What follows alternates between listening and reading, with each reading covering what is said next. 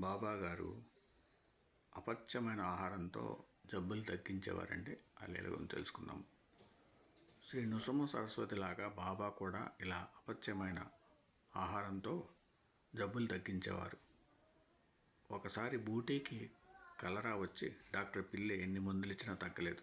చివరకు బాబాని అడిగితే బాదము పిస్తా వేసిన పాయసం తినమన్నారు. అలా చేయగానే జబ్బు తగ్గిపోయింది. ఒకరోజు కాకా మహాజనికి విరోచనాలు అవుతుంటే మసీదులో ప్రక్కనే కుండతో నీరుంచుకొని తరచుగా బయటకు వెళ్ళి వస్తున్నాడు. బాబా సర్వజ్ఞులు కదా అని ఆయనతో చెప్పలేదు. భక్తులు మసీదు ముంగట పనిచేస్తున్నారు. సాయి అకస్మాత్తుగా కోపించి అందరినీ తిట్టసాగారు.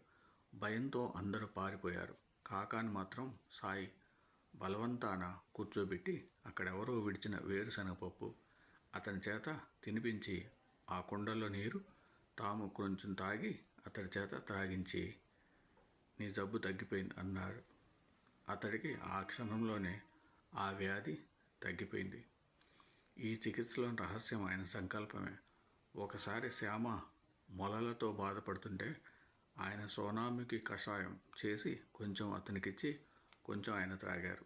ఆ రోజుతో ఆ బాధ తగ్గిపోయింది. 3 సంవత్సరాల తర్వాత శ్యామకు ఆ వ్యాధి మరలా వచ్చింది.